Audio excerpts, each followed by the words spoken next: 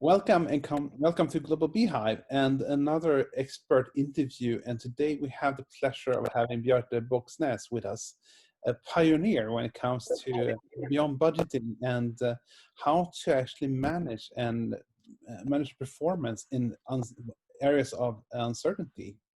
We're very happy to have you on board here, and please give us a few words about yourself and your field of expertise. Well, first of all, I'm a finance guy by education and background, but I have also worked in human resources, which is actually relevant for what we will talk about afterwards. And I've also been in different leadership roles for 20 years, also relevant for what we will talk about. I work for a company called Equinor, because that's basically a corporate finance organization. I'm also the chairman of the Beyond Budgeting Roundtable. And I've been working with Beyond Budgeting for 25 years now. First time I had the chance to kick out a budget was in 1995 in a company called Borealis, before there was anything called Beyond Budgeting. And then we did the same and much more back in Statoil than in 2005. So we've been going for 15 years in Equinor. So that's basically me. As I said, I do have a proper job at Equinor, but I spend roughly half of my time outside helping organizations to get started, speaking, and so on. Fantastic. For those who are not that familiar with Beyond Budgeting, can you express that in a few sentences, what it actually means? Well, beyond budgeting is very much the opposite of traditional management, because traditional management is built on two fundamental assumptions. The first one is that people can't be trusted. And the second is that the future is predictable. And we are challenging both those assumptions in Beyond Budgeting. And as for the name, it is actually a somewhat misleading name, because the purpose of Beyond Budgeting is not necessarily to get rid of budgets. The purpose is to challenge traditional management, to create organizations that are more human, more adaptive. And in order to do that, we need to change traditional management. And at the core of traditional management, you find the budgeting process and the budgeting mindset. So that's where the name is coming from. But every time you hear the word Beyond Budgeting, think business agility, because that is basically what this is. So it's very much about organizational transformation. But for those who feel that that is too big, it can also be about only improving your budgeting process, making it more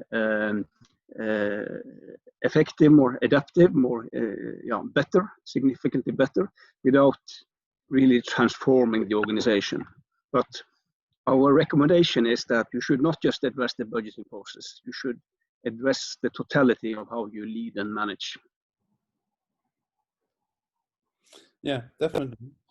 What we see here when it comes to digitalization is that the level of unpredictability in many industries is rapidly decreasing. And for example, when we talk about bank and finance sector, is 6 to 9 months of predictability that we see, and that is challenging not only their competitiveness but also their ability to steer. Do you see the same trend that industries are actually being forced into something different because of unpredictability? Well, I actually think it has been like that for a long time. COVID-19 right now is just another example of the fact that the only thing we know is that we don't know. There was an American baseball player, I think he has passed away now. His name was Yogi Berra. And he wasn't very smart, but he said a few interesting things, including this: the future ain't what it used to be. And I think it's been like that all the time. So people talk about this kind of COVID situation being so new and radical, but there's been uncertainty all the time. This just is maybe a little bit bigger one, but we had that financial crisis and a lot of other stuff. And the other thing that definitely hasn't changed, independent of uncertainty, is how we should view people, right? Because again, on budgeting, we believe that people can and should be trusted, independent of whether it's turbulent or unpredictable around you. And of course, if it is even more important to trust your people. It's been quite, one interesting positive effect of COVID-19 is so many people working from home, meaning that a lot of managers has actually been forced, whether they like it or not, to trust their people, because it's much more difficult to micromanage when you don't have your subordinates in the office. And I think many who were skeptical up front have actually realized that this works and people can be trusted, even if they are not supervised all the time. The working day might look a bit different, but still the job gets done, and I think everybody should be happy. So I think that's one of the few positive things coming out of the COVID situation. But of course, the world is unpredictable, and it won't improve anyway if anybody is hoping about that. So we need simply to accept that this is the way it is, and embrace uncertainty, thrive on uncertainty. You can actually make your ability to handle uncertainty a competitive advantage, but then you typically need to do something with your traditional management models, including budgeting, because they are definitely not built to help you do that. Yeah, very interesting, especially around the COVID, which is changing the game completely. But if we go back 50 or 60 years, I think that the scientific management and the command control was something that was very, very popular and also taught in many business schools, and that many, especially controllers, been growing up with, that that's just the way to manage or control organizations. How do you sort of start the transition into something new, this beyond budgeting that goes against, I mean, tens of years of tradition, the traditional way? What is the sort of keys for getting companies or leaders to take this step into the uncertainty of beyond budgeting? Talking about what academia teaches, I mean, the problem is that they still teach the old stuff. It's amazing. That is still dominating the curriculum at business schools. Stuff like beyond budgeting, business agility, is slowly kind of creeping in. I'm speaking actually and teaching at a number of business schools, but it's very often a kind of an afterthought. Well, there is something called beyond budgeting. So I think that's the part of the problem, that business schools are laggards. The other challenge is that people look at what other companies are doing and what they've always done and use that as an excuse for not doing anything. But the good news is that the number of companies going beyond budgeting is increasing rapidly. The number of requests for yet to help companies is increasing. So something is definitely happening out there. And again, we saw the same during the finance crisis. And we see it again that tends to kind of turbocharge the interest in different ways of leading and managing. And the other thing we are seeing is that a lot of large organizations are on an agile transformation journey. And so the other challenge is that as an excuse for not doing any finance process, different ways of organizations are on an ad stage. They discover that they will need stuff that we recommend in beyond budgeting around management models, and especially the budgeting process. So we are very much I would call it the missing piece or missing link in an agile transformation. So that has also given this a boost. You've been working with quite a lot of companies when it comes to implementing beyond budgeting and also doing a lot of research in this area.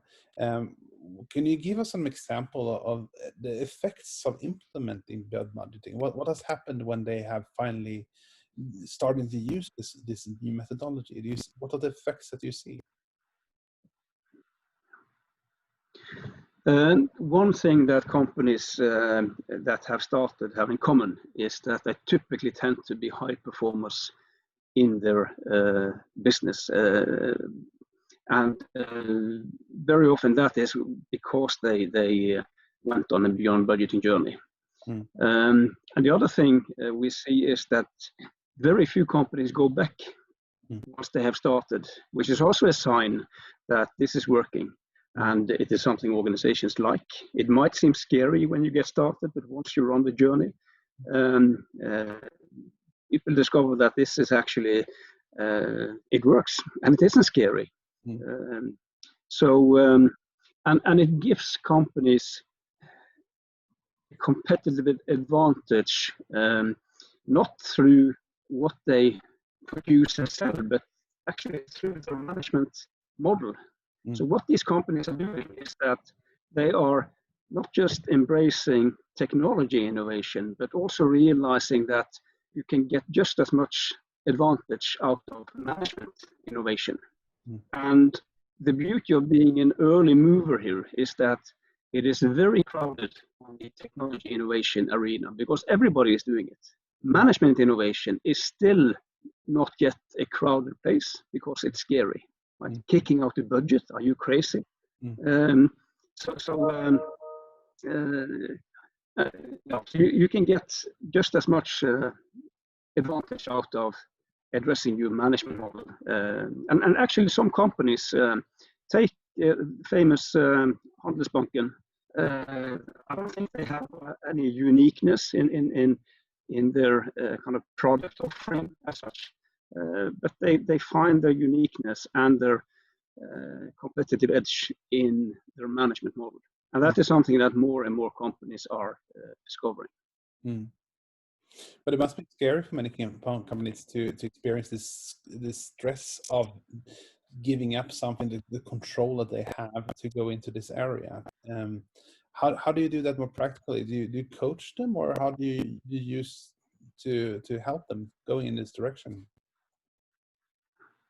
Well, first of all, I mean, you're right. I mean, many fear that they will lose control.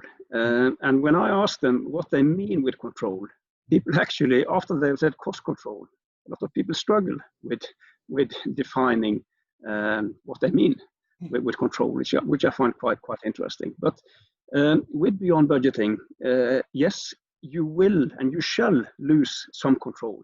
And I call those bad controls. There's a lot of bad controls out there, a lot of micromanagement and command and control that is kind of just counterproductive. So those kind of controls you should lose, but then you get more of what I call good controls. One example is transparency, which we strongly recommend in beyond budgeting. Make things as transparent as possible. One example, the Swiss pharmaceutical giant Roche, which, by the way, is on a beyond budget journey. Some years ago, they did a very interesting experiment around travel cost in a pilot. In this pilot, they kicked out the travel budget, all travel rules and regulations, and replaced it with full transparency. So with a few exceptions, everybody could see everything. If you traveled, to where did you fly, sleep, eat, cheap or expensive, open for your colleagues to see, and vice versa. And guess what happened in that pilot? Travel costs came down through a simple self-regulating control mechanism. Right? So that is an example of what we call a good control mechanism. And transparency is of course not just about control. It is actually, and should be, mainly about learning. How can we learn from each other if everything is secret? But you get in a way that subtle control effect as a nice side effect. So And again, I mean, once companies have started, then what was scary before is no longer scary when you have tried it out. And what we also observe is that organizations get braver along the way. One example from Equinor, again, we've been running for 15 years. We have just now cracked open a discussion about targets. Beyond budgeting allowed us to set much better and more intelligent targets than before. But now we have cracked open a new discussion. Do we need all these targets? Can we do with fewer or maybe none? And the answer is yes, by the way. Handelsbanken, again, and many other companies, they don't set targets. So, yeah. That's fascinating. I mean, I see that many companies have often too many KPIs that are not measuring. It's sort of measuring what can be measured rather than measuring what is actually bringing value to the company. And I think that is a big difference in those approaches. If you would approach companies who's thinking of going into beyond budgeting, what are the three sort of main advice you would give to them for making this as successful as possible? Well, first of all, I just had just coming from a session with a bank that I'm helping, and they are starting out. And my advice to them was start with describing the case for change and the problems you are trying to solve. Do that together in the management team to make sure that you do have a common picture of the case for change. And once that is in place, we often recommend organizations to start in a very simple and not very scary place. And that is about asking yourself, why do we budget? What's the purpose of a budget? And there are actually three different purposes of a budget. We use budget to set targets, financial targets, sales targets. At the same time, that budget shall be a kind of forecast of what next year could look like in terms of financial capacity, cash flow. And finally, it is a resource allocation mechanism, like handing out bags of money to the organization. And it might seem very efficient to do all three things in one process, one set of numbers. The problem is that what organizations experience is that, let's assume you start the budget process, you want to understand the cash flows, you ask salespeople about the best sales number for next year. But everybody knows that the number they are sending upstairs will come back as a sales target for next year, maybe with a bonus attached. That might do something to the level of numbers sent upstairs. The same happens on the cost side. And you ask people for the best CapEx numbers. If people will maybe remember that 20% cut last year, and they know this is their only chance of getting access to resources for next year, that might also influence the level. The solution to this problem is to separate these three purposes into three different processes. A target is an aspiration, it's what we want to happen. The forecast is an expectation, it's what we think will happen, whether we like what we see or not. And resource allocation is about optimizing scarce resources to get to where you want to. And once you have separated, you can start to improve each of these processes in ways impossible when it was all bundled in one process and one set of numbers. And you can, as I've indicated earlier, you can set much better or define much better metrics to set targets on. You can get all the politics out of forecasting, and you can have a much better and more intelligent resource allocation process. And this is a backdoor into the bigger beyond budgeting discussion. When you talk targets, what really motivates the knowledge worker? When you talk resource allocation, do we need detailed travel budgets if we say that we trust people, and so on and so on. So this is a simple, quite straightforward way of getting started on the journey. And once you have started on those improvement discussions, then you are rolling. So this is what we often recommend. But by all means, there are 12 beyond budgeting principles, and I've also been working with companies who understood it all and wanted it all from day one, and that's wonderful. But quite often, people want to take it kind of one step at a time, and then this is often what we recommend: separate the budget purposes and then improve. Sounds really, really reasonable. And what I want to a little bit reflect upon is that what it comes down to is, in the end, is about trust and respect of people, and that you're trusting people to do the right things, to make the right decisions, and that must be a sort of mindset thing for leaders to actually change their approach to how they view people in the organization rather than controlling people. And I think that is a really, really strong argument for going in that direction. We are coming to Absolutely.